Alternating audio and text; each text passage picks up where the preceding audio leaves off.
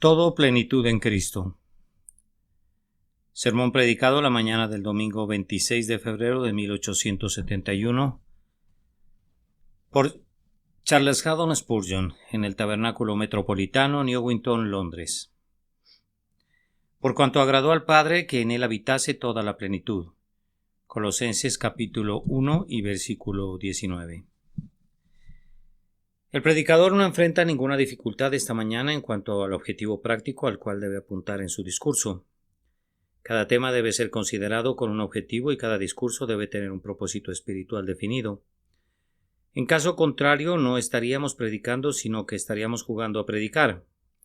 El contexto indica claramente cuál debe ser el rumbo que tenemos que seguir.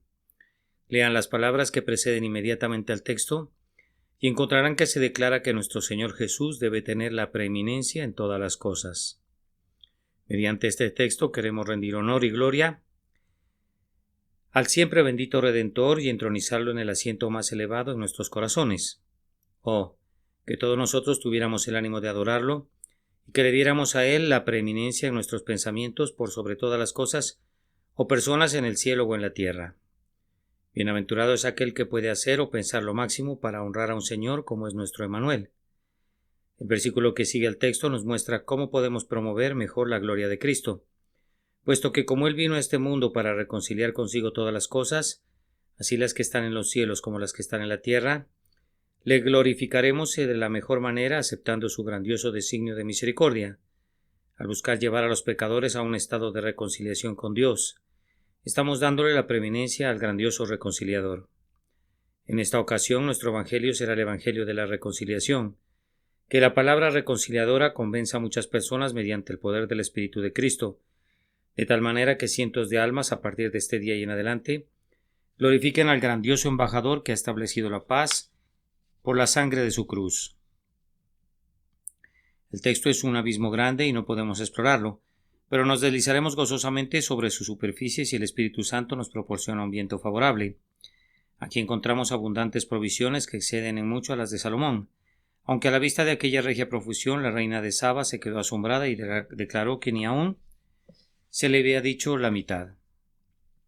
Podríamos darle algún tipo de orden a nuestros pensamientos si los clasificáramos bajo 4 encabezados. Se habla aquí de que toda plenitud, donde está ubicada en Él, esto es, en el Redentor. Se nos informa de por qué, porque agradó al Padre, y tenemos también una nota de tiempo o cuándo en la palabra habitase, por cuanto agradó al Padre que en Él habitase toda la plenitud. Estas palabras interrogativas, qué, dónde, por qué y cuándo, pueden ayudarles a recordar el sentido del sermón. Primero entonces, hemos de considerar el tema que tenemos ante nosotros, o que, por cuanto agradó al Padre que en él habitase toda plenitud. Dos palabras poderosas: plenitud, una palabra que es en sí misma sustancial, exhaustiva y expresiva, y toda, una gran palabrita que lo incluye todo. Cuando se combinan en la expresión toda plenitud, tenemos ante nosotros una superlativa riqueza de significado. Bendito sea Dios por esas dos palabras. Nuestros corazones se gozan al pensar que existe tal cosa en el universo como toda plenitud, pues en la mayor parte de las búsquedas entre los mortales se encuentran una completa esterilidad. Vanidad de vanidades, todo es vanidad. Bendito sea el Señor eternamente porque ha provisto una plenitud para nosotros, pues en nosotros por naturaleza todo es vacío y completa vanidad. En mí, esto es en mi carne, no mora el bien. En nosotros hay una carencia de todo mérito, una ausencia de todo poder para alcanzar cualquier mérito, e incluso una ausencia de voluntad para alcanzarlo si pudiéramos. En referencia a estas cosas, la naturaleza humana es un desierto vacío, estéril y desolado, habitado únicamente por el dragón del pecado y el abetoro de la aflicción. Pecador, santo, para ustedes dos por igual estas palabras, toda plenitud, suenan como un himno santo. Los acentos son dulces como aquellos del ángel mensajero cuando cantó: He aquí os doy buenas nuevas de gran gozo. ¿No les parece que son notas extraviadas de sonetos celestiales? Toda plenitud. Tú, pecador, eres todo vacío y muerte. Tú, santo, serías eso mismo si no fuera por toda la plenitud de Cristo, de la cual has recibido, por lo tanto, las palabras están llenas de esperanza, tanto para el santo como para el pecador. Hay gozo en estas palabras para toda alma consciente de su triste estado y humillada delante de Dios. Voy a tocar de nuevo esta campana de plata, toda plenitud, y entonces nos habrá de encantar otra nota que nos dice que Cristo es sustancia y no una sombra, que es plenitud y no un anticipo. Estas son buenas nuevas para nosotros, pues nada resolverá nuestro caso excepto realidades. Los tipos pueden instruir, pero no pueden salvar en la realidad. Los modelos de las cosas en los cielos son demasiado débiles para adecuarse a nuestro caso. Necesitamos las propias cosas celestiales. Ni el pájaro sangrante, ni el novillo sacrificado, ni el torrente corriente, ni la lana escarlata, ni el hisopo podrían quitar nuestros pecados. Ninguna forma externa podría limpiarme. La lepra está arraigada profundamente adentro. Las ceremonias eran preciosas bajo la antigua dispensación porque exponían las realidades que habrían de ser reveladas. Pero en Cristo Jesús nosotros tratamos con las realidades mismas, y esta es una feliz circunstancia para nosotros, pues tanto nuestros pecados como nuestras aflicciones son reales, y únicamente las misericordias sustanciales pueden contrarrestarlos. En Jesús tenemos la sustancia de todo lo que los símbolos exponen. Él es nuestro sacrificio, nuestro altar, nuestro sacerdote, nuestro incienso, nuestro tabernáculo, nuestro todo en todo. La ley tenía la sombra de los bienes venideros, pero en Cristo tenemos la imagen misma de las cosas. ¿Qué embelezamiento es este para aquellos que sienten tanto su vacío, que no podrían ser consolados por la mera representación de una verdad, o por el modelo de una verdad o por el símbolo de una verdad, sino que tienen que tener la sustancia misma? Pues la ley por medio de Moisés fue dada, pero la gracia y la verdad vinieron por medio de Jesucristo. Debo regresar de nuevo a las palabras del texto, pues percibo que está cayendo más miel del panal. Toda plenitud es un término amplio, de largo alcance y que lo incluye todo, y en su abundante contenido ofrece otra fuente de deleite. Qué gozo nos proporcionan esas palabras cuando recordamos que nuestras inmensas necesidades exigen una plenitud.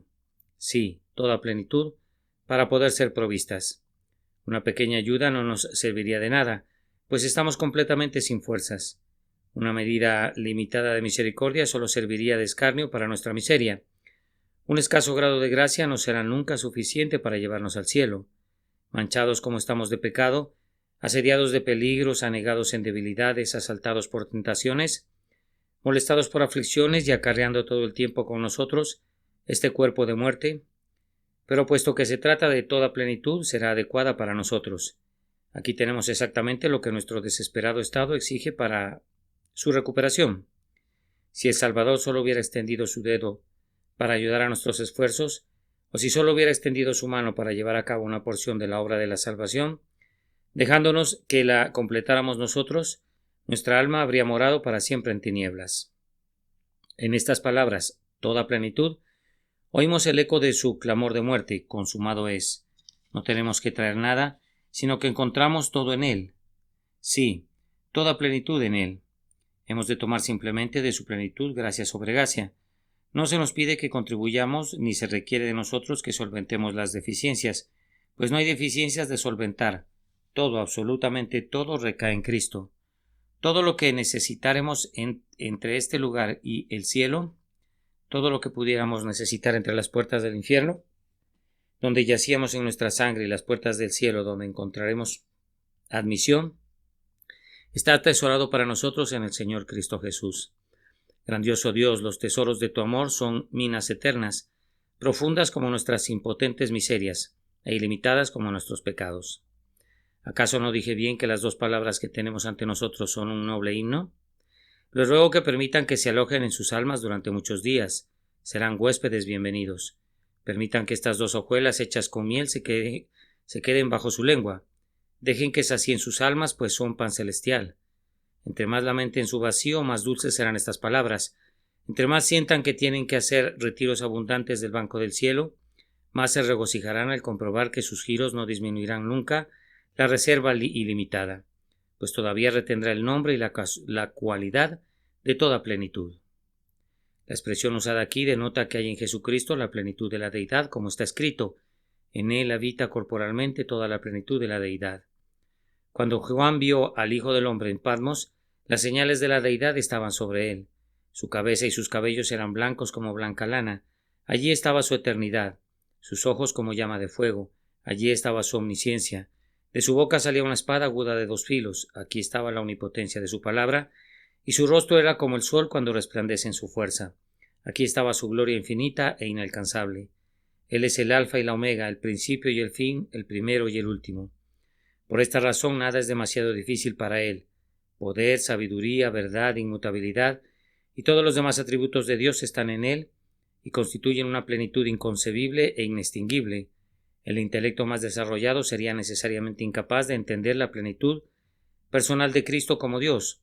Por tanto, no haremos más que citar de nuevo ese noble texto. En él habita corporalmente toda la plenitud de la deidad, y vosotros estáis completos en él. Además, la plenitud habita en nuestro Señor no solo intrínsecamente porque proviene de su naturaleza, sino como resultado de su obra mediadora. Él alcanzó por el sufrimiento una asombrosa plenitud que también poseía por naturaleza.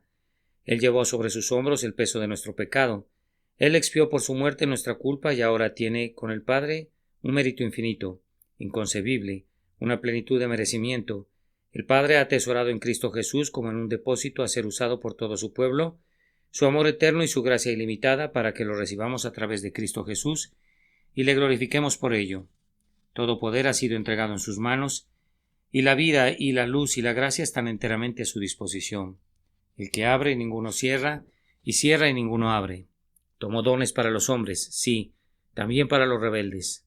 Él es el poseedor del cielo y de la tierra, no únicamente como el Dios fuerte, el Padre eterno, y por ello está lleno de toda plenitud, sino también en razón de que, como el mediador ha consumado nuestra redención, el cual nos ha sido hecho por Dios sabiduría, justificación, santificación y redención, gloria sea dada a su nombre por esta doble plenitud.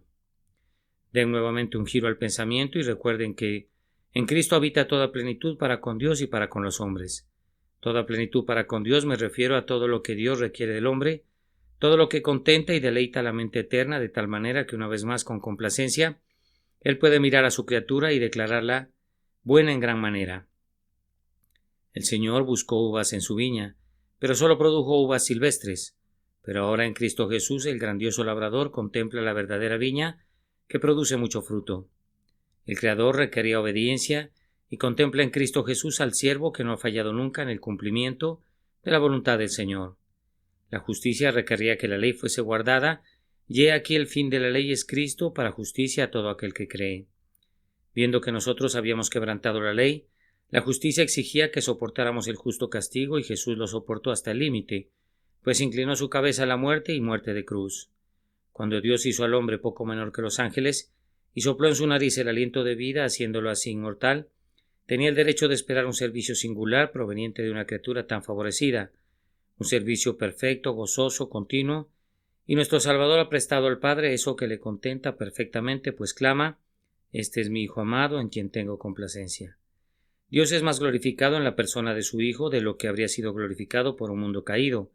A lo largo del universo entero refulge una exhibición de infinita misericordia, de justicia y sabiduría que ni la majestad de la naturaleza ni la excelencia de la providencia habrían podido revelar. Su obra en la estimación de Dios es honorable y preciosa, por causa de su justicia. Dios está muy complacido. La mente eterna está satisfecha con la persona, con la obra y con el sacrificio del Redentor. Pues del Hijo dice: «Tu trono, oh Dios, por el siglo del siglo, cetro de equidad es el cetro de tu reino. Has amado la justicia y aborrecido la maldad, por lo cual te ungió Dios, el Dios tuyo, con óleo de alegría más que tus compañeros». Hebreos 1, del 8 al 9. ¿Cuán indecibles consolaciones surgen de esta verdad? Pues, queridos hermanos, si tuviéramos que rendirle a Dios algo mediante lo cual fuésemos aceptados, siempre estaríamos en peligro, pero como ahora somos aceptados en el amado, estamos seguros más allá de todo peligro. Si tuviéramos que encontrar algo con lo cual pudiéramos presentarnos delante del Dios Altísimo, todavía podríamos estarnos preguntando: ¿habré de presentarme delante de Él con holocaustos, con becerros de un año? ¿Se agradará Jehová de millares de carneros o de 10,000 arroyos de aceite? Pero ahora escucha la voz que dice: sacrificio y ofrenda y holocaustos y expiaciones por el pecado no quisiste ni te agradaron. Y oímos que la misma voz divina agrega: he aquí que vengo, oh Dios, para hacer tu voluntad, y nos regocijamos al recibir el testimonio del Espíritu, diciendo: en esa voluntad somos santificados mediante la ofrenda del cuerpo de Jesucristo, hecha una vez para siempre. Pues de ahora en adelante se dice: nunca más me acordaré de sus pecados y transgresiones. La plenitud de Cristo es también para con el hombre, y eso se refiere tanto al pecador como al santo. Hay una plenitud en Cristo Jesús que el pecador que está buscando debería contemplar con gozo.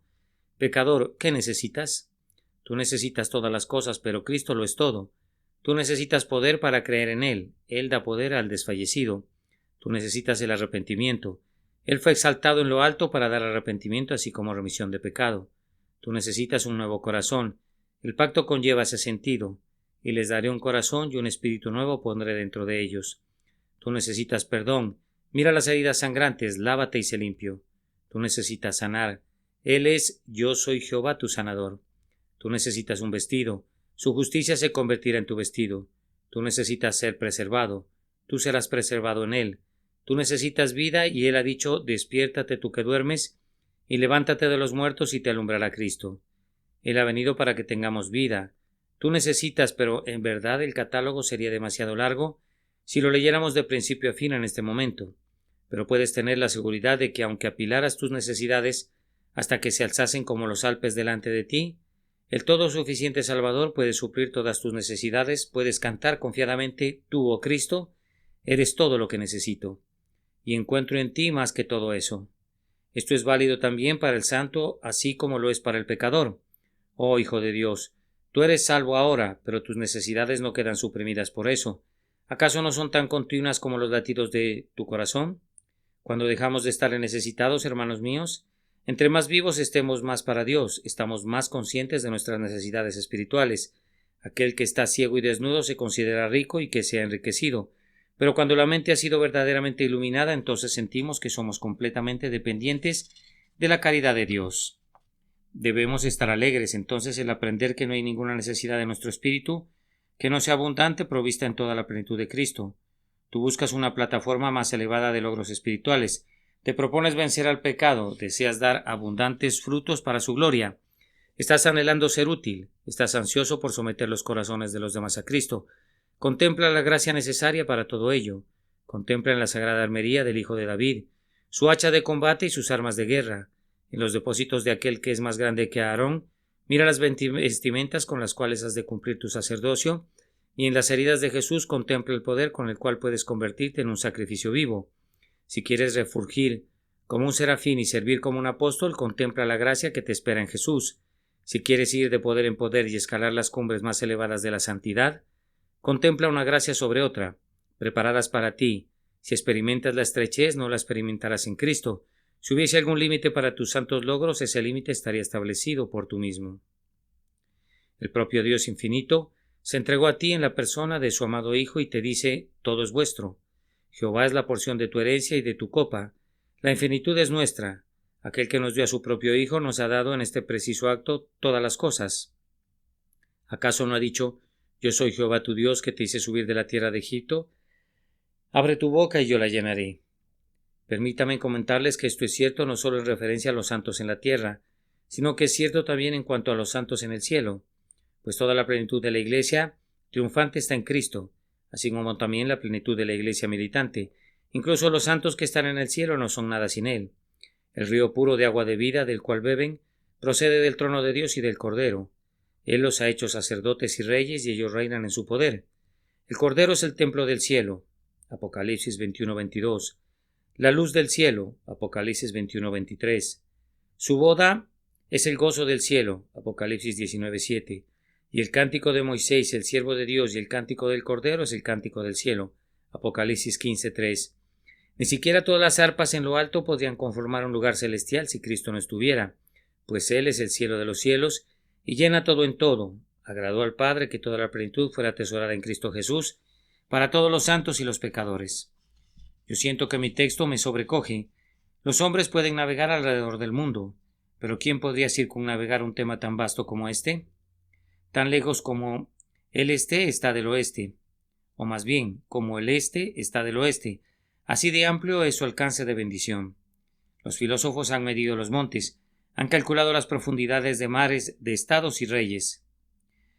Han caminado con un báculo al cielo y rastreado las fuentes, pero hay dos cosas vastas, espaciosas, que nos incumbe medir más.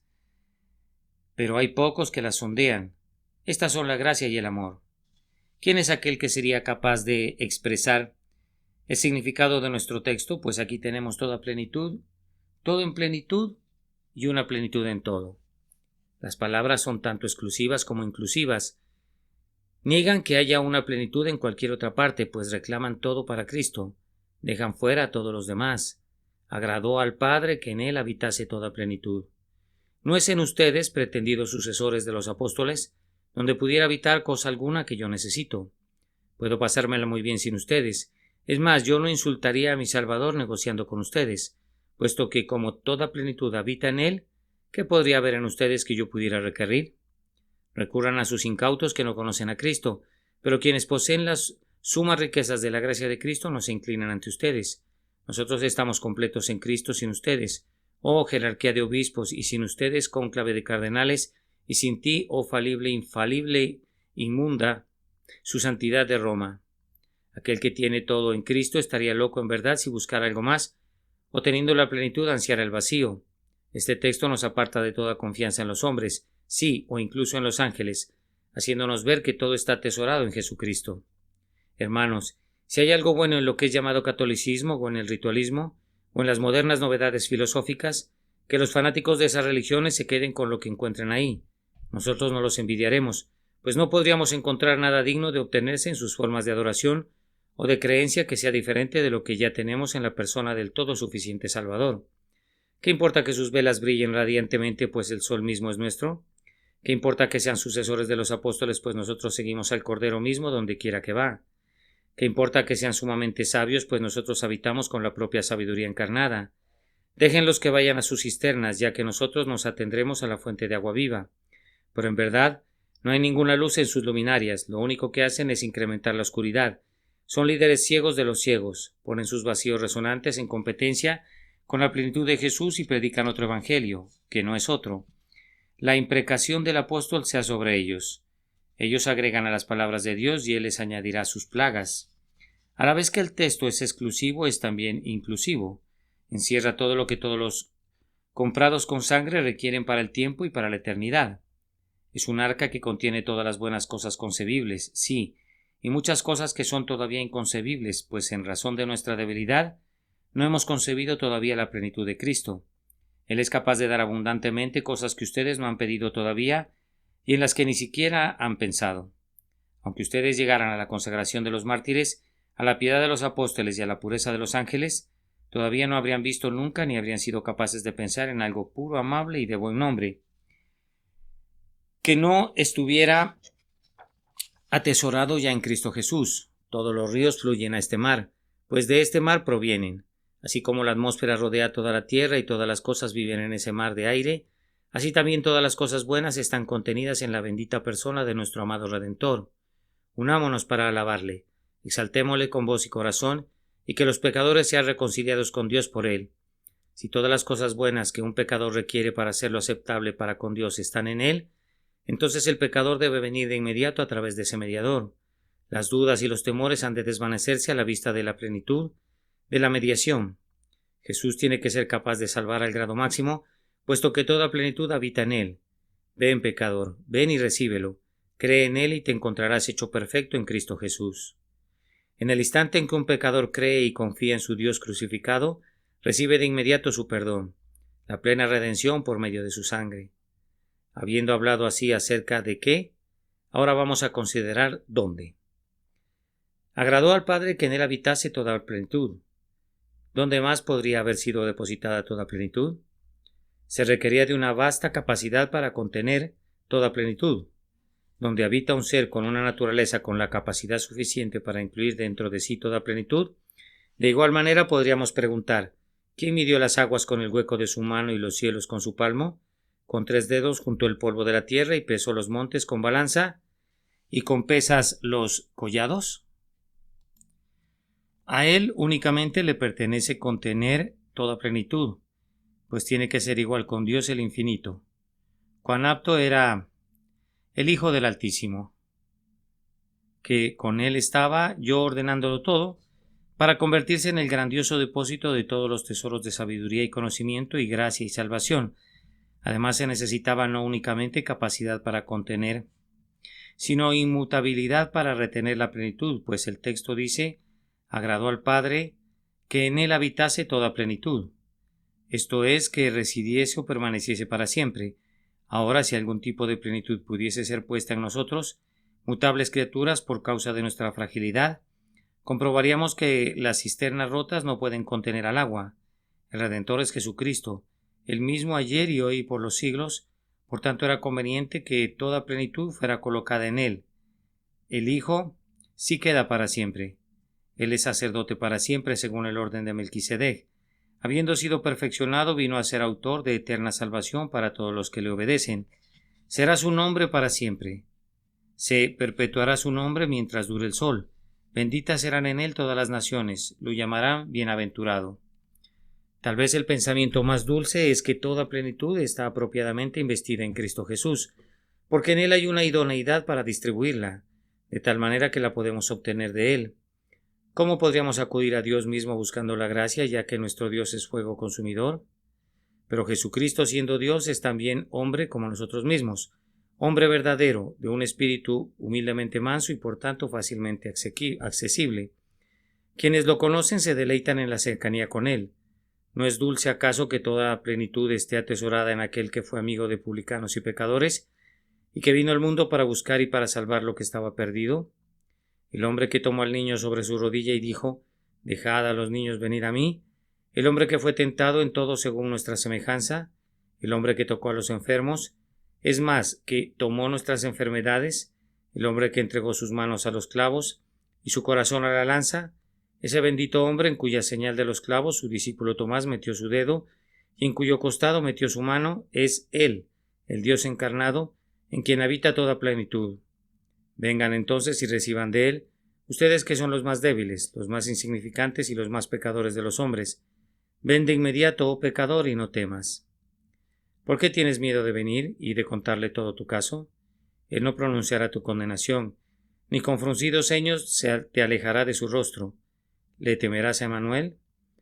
¿O tendrás horror del Cordero de Dios, quien para salvar a tu alma del infierno derramó su sangre preciosa? Sin embargo, ha de notarse aquí muy cuidadosamente que aunque la plenitud es atesorada en Cristo, no se dice que sea atesorada en las doctrinas de Cristo, aunque ellas son plenas y completas, y no necesitamos de ninguna otra enseñanza cuando el Espíritu revela el Hijo en nosotros.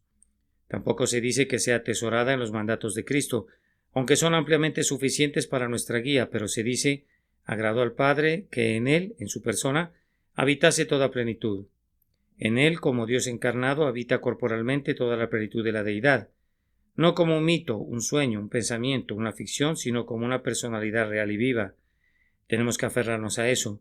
Yo sé que la plenitud habita en él oficialmente como profeta, sacerdote y rey, pero la plenitud no radica en el manto profético ni en el efod sacerdotal, ni en la vestidura real, sino en la persona que usa todo eso. Agradó al Padre que en él habitase toda plenitud. Ustedes tienen que alcanzar al propio Cristo en su fe y descansar únicamente en él, pues de lo contrario no habría alcanzado el tesoro en el que está almacenada toda la plenitud. Toda la plenitud está en él radicalmente. Si hay plenitud en su obra, o en sus dones, o en sus promesas, todo se deriva de su persona, que le da peso y valor a todo. Todas las promesas son sí y amén en Cristo Jesús. El mérito de su muerte radica principalmente en su persona, porque él era Dios que se dio a sí mismo por nosotros, y su propio ser llevó nuestros pecados en su propio cuerpo sobre el madero. La excelencia de su persona dio plenitud a su sacrificio. Hebreos 1:3. Su poder de salvar en este preciso día radica en su persona, pues puede también salvar perpetuamente a los que por él se acercan a Dios, viviendo siempre para interceder por ellos. Yo deseo que ustedes vean esto y lo sientan, pues cuando su alma se aferra a los pies traspasados de Jesús y mira hacia el rostro más desfigurado que el de cualquier otro hombre, incluso aunque no pudieran entender todas sus obras y oficios, pero creyeran en él, habrían llegado al lugar donde habita toda la plenitud, y de su plenitud tomarán ustedes. Amados, recuerden nuestro propósito práctico, alaben a su persona, ustedes los santos, sean reconciliados con Dios por medio de su persona, ustedes pecadores. Ustedes ángeles, guíennos en el cántico. Ustedes espíritus redimidos con sangre, canten: el Cordero que fue inmolado es digno, y nuestros corazones se unirán a la melodía de ustedes, pues tenemos la misma deuda con él. Gloria sea dada a la persona del Cordero bendito. la bendición y la gloria y la sabiduría y la acción de gracias y la honra y el poder y la fortaleza sean a nuestro Dios por los siglos de los siglos, que le viéramos cara a cara para adorarle como quisiéramos. Oh pecadores, ¿no querían ser reconciliados con Dios por medio de él? Puesto que toda plenitud habita en él y él se inclina hasta la debilidad de ustedes y extiende sus manos traspasadas para saludarlos. Vean cómo extiende ambas manos para recibirlos, mientras dulcemente los corteja para que vayan a Dios a través suyo. Vengan a él, o acudan con pasos apresurados. Ustedes, penitentes, acudan de inmediato. Ustedes, seres culpables, ¿quién no querría ser reconciliado con Dios por alguien como él, en quien habita toda la plenitud de la gracia? La tercera pregunta es ¿por qué? Agradó al Padre. Esa respuesta basta. Él es soberano y puede hacer lo que le plazca. Pregunten la razón para la elección y no recibirán ninguna otra respuesta diferente a esta. Sí, Padre, porque así te agradó. Esa sola respuesta puede responder a 10,000 preguntas. Jehová es, haga lo que bien le pareciere. Una vez Jehová quiso quebrantarlo y ahora agradó al Padre que en él habitase toda plenitud. La soberanía puede responder suficientemente a la pregunta, pero presten atención. Oigo hablar a la justicia, no puede quedarse callada. La justicia dice que no hubo ninguna persona en el cielo o bajo el cielo tan apta para contener la plenitud de gracia como Jesús. Nadie tan apto para ser glorificado como el Salvador, quien se despojó a sí mismo tomando forma de siervo hecho semejante a los hombres y, estando en la condición de hombre, se humilló a sí mismo, haciéndose obediente hasta la muerte y muerte de cruz. No es sino justicia que la gracia que él nos ha traído sea atesorada en él, y dado que la justicia habla sabiduría, no dejará de hacer oír su voz. Sabio eres tú, oh Jehová, al atesorar la gracia en Cristo, pues los hombres pueden acudir a él y acercándonos a él, piedra viva para Dios escogida y preciosa, los hombres lo encuentran también precioso para sus almas. El Señor ha puesto nuestra ayuda en el lugar correcto, pues la ha colocado sobre uno que es poderoso y que es tan amoroso como poderoso, que está tan dispuesto como es capaz de salvar. Además, en la adecuación de las cosas, el agrado del Padre es el primer punto que debe ser considerado, pues todas las cosas tienen que ser para el buen agrado de Dios. Es una gran regla subyacente del universo que todas las cosas fueron creadas para el agrado de Dios. Dios es el origen y la fuente del amor eterno, y es apropiado que nos lo transmita por cualquier canal que Él elija, inclinándonos por tanto en humilde adoración ante su trono. Nos alegra porque en este asunto la plenitud habita donde satisface perpetuamente el decreto del cielo. Es bueno que haya agradado al Padre. Ahora, hermanos, si agradó al Padre poner toda gracia en Cristo, tenemos que alabar al Salvador elegido. Lo que agrade al Padre nos agrada a nosotros. ¿Dónde desearían ustedes que fuera colocada la gracia, hermanos míos, sino en el bien amado? La Iglesia entera de Dios es unánime en cuanto a esto. Si yo pudiera salvarme a mí mismo, no querría hacerlo. Pensaría que la salvación no es salvación, sino glorificar a Jesús. Esta es la propia corona y gloria de ser salvado, que el hecho de que seamos salvados brindará honra a Cristo. Es deleitable pensar que Cristo reciba la gloria de toda la gracia de Dios. Sería chocante que no fuera así. ¿Quién podría tolerar ver que se le robara la recompensa a Jesús? Nos indigna que alguien usurpe su lugar y nos avergüenza que no le glorifiquemos más. Ningún gozo visita jamás mi alma como el de saber que Jesús es exaltado en grado sumo, para que en el nombre de Jesús se doble toda rodilla y toda lengua confiese que Jesucristo es el Señor para gloria de Dios Padre. Una hermana en Cristo, en su amabilidad y gratitud, usaba el otro día un lenguaje en cuanto a mí que hizo que mis mejillas se sonrojaran, pues sentí que no merecía para nada la alabanza. Ella dijo: «Su ministerio me beneficia porque usted glorifica mucho a Cristo». Pensé, si usted supiera cuánto quisiera glorificarle si pudiera, y cuán lejos me quedó de lo que gustosamente quisiera hacer por él. Usted no me alabaría. Yo podría llorar pensando en los mejores sermones que he predicado jamás, porque no puedo exaltar a mi Señor lo suficiente y mis conceptos son muy bajos y mis palabras son muy pobres. Si uno pudiera lograr honrarle realmente y poner otra corona sobre su cabeza, eso sería el cielo en verdad. En esto estamos de acuerdo con el Padre, pues si le agrada a Él glorificar a su Hijo, nosotros sentimos sinceramente que también nos agrada a nosotros. Aquellos que no han sido regenerados todavía no deberían apresurarse a ser reconciliados con Dios mediante un Redentor como Él. Si le agrada al Padre poner toda gracia en Cristo, oh pecador, ¿no te agradaría venir y recibirla por medio de Cristo? Cristo es el lugar de reunión para un pecador y su Dios. Dios está en Cristo y cuando tú vienes a Cristo, Dios se reúne contigo y se efectúa un tratado de paz entre tú y el Altísimo. ¿Acaso no estás de acuerdo con Dios en esto? ¿Que Cristo debe ser glorificado? ¿No dices, quiero glorificarle aceptando esta mañana toda su gracia, amor y misericordia? Bien, si estás dispuesto a recibir a Jesús, Dios te ha dado esa disposición y en ello demostró su ansia de salvarte. Él se agrada con Cristo. ¿Te agrada a ti Cristo? Si así fuera, ya hay paz entre tú y Dios, pues Jesús es nuestra paz. Debemos concluir reflexionando sobre cuándo. ¿Cuándo está toda la plenitud en Jesús? Está ahí todo el tiempo, pasado, presente y venidero. Agradó al Padre que en él habitase toda la plenitud. Entonces la plenitud estaba en Cristo desde antes, está en Cristo hoy y estará en Cristo para siempre. Aquí está indicada una perpetuidad. Toda plenitud estaba, está y estará en la persona de Jesucristo. Cada santo salvado bajo la antigua dispensación encontró la plenitud de su salvación en el Redentor que había de venir. Cada santo salvado desde el advenimiento es salvado por medio de la mismísima plenitud. La redención fluye por siempre de la fuente que brota de las heridas de Cristo en el Calvario, y en tanto que haya un pecador que vaya a ser salvado, o un alma elegida que deba ser recogida, la sangre de Cristo no perderá nunca su poder. La plenitud de mérito y de gracia permanecerá siendo igual. Mientras que la expresión habitase indica perpetuidad, ¿no indica también constancia y accesibilidad? Un hombre que habita en una casa será encontrado ahí siempre, es su hogar. Me parece que el texto dice que esta plenitud de gracia siempre ha de ser encontrada en Cristo, habitando en él por siempre. Toca esa puerta por medio de la oración y la encontrarás en casa. Si un pecador en cualquier lugar está diciendo Dios se propició a mí, la misericordia no ha salido de viaje, habita en Cristo tanto de noche como de día, está ahí ahora en este instante, hay vida en una mirada al crucificado, no a ciertas horas canónicas sino a cualquier hora, en cualquier lugar para cualquier hombre que mire. Desde el cabo de la tierra clamaré a ti cuando mi corazón desmayare, y mi oración no será rechazada.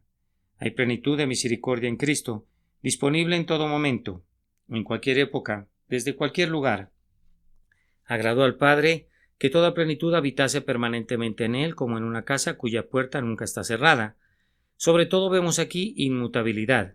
Toda plenitud habita en Cristo, es decir, nunca se extingue ni disminuye.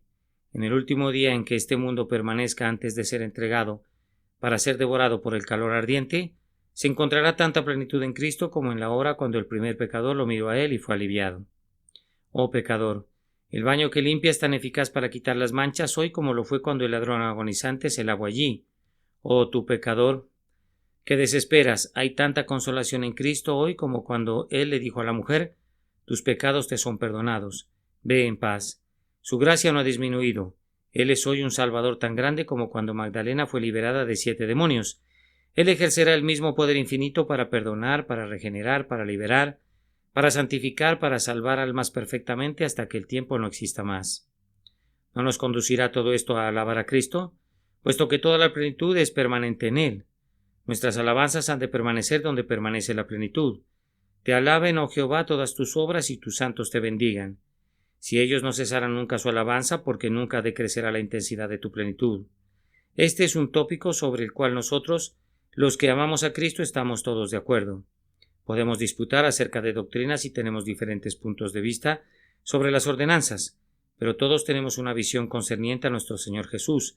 Él ha de sentarse en un excelso trono glorioso. ¿Cuándo amanecerá el día cuando cabalgue en triunfo a lo largo de nuestras calles? ¿Cuándo se convertirán verdaderamente Inglaterra y Escocia y todas las naciones en los dominios del grandioso Rey? Nuestra petición es que Él apresure la divulgación del Evangelio y su propia venida según le agrade. Oh, que Él fuera glorioso a los ojos de los hombres. Y ciertamente si toda plenitud habita perpetuamente en Cristo, hay buena razón para que los que no han sido reconciliados se aprovechen de ella en este día. Que el Espíritu bendito te muestre, oh pecador, que hay suficiente en Jesucristo para suplir tus necesidades, que tu debilidad no necesita mantenerte alejado, ni siquiera la dureza de tu corazón, ni el arraigado hábito de tu voluntad, pues Cristo también puede sujetar a sí mismo todas las cosas. Si tú lo buscas, serás encontrado por Él. Búscalo mientras pueda ser encontrado, no abandones tu asiento hasta que tu alma esté inclinada a sus pies. Me parece que lo veo. ¿No pueden verle sus corazones con la imaginación? Glorioso hoy, mas sin embargo el mismo Salvador que fue clavado a la cruz como un criminal por los culpables. Extiende tu mano y toca el cetro de plata de la misericordia que te está ofreciendo, pues quienes lo tocan viven. Mira a ese amado rostro donde las lágrimas una vez grabaron sus surcos y la aflicción esculpió sus líneas. Mira, te digo, y vive. Mira su frente radiante con muchas joyas deslumbrantes, que una vez llevó una corona de espinas. Que su amor te derrita hasta el arrepentimiento. Arrójate en sus brazos sintiendo: si perezco, pereceré ahí. Él será mi única esperanza. Vive Jehová, en cuya presencia hoy estoy. Que ninguna de las almas de quienes vengan y confíen en Jesús se perderá. El cielo y la tierra pasarán, pero esta palabra de Dios no pasará jamás. El que creyere y fuere bautizado será salvo. Oh, confía en Él. Yo te imploro por la misericordia de Dios y por la plenitud de Jesús, que confíes en Él ahora en este día. Que Dios te conceda que puedas hacerlo por Cristo nuestro Señor. Amén. Todo plenitud en Cristo. Sermón predicado la mañana del domingo 26 de febrero de 1871 por Carlos Spurgeon en el Tabernáculo Metropolitano, Newington, Londres. Por cuanto agradó al Padre que en él habitase toda plenitud. Colosenses capítulo 1 y versículo 19.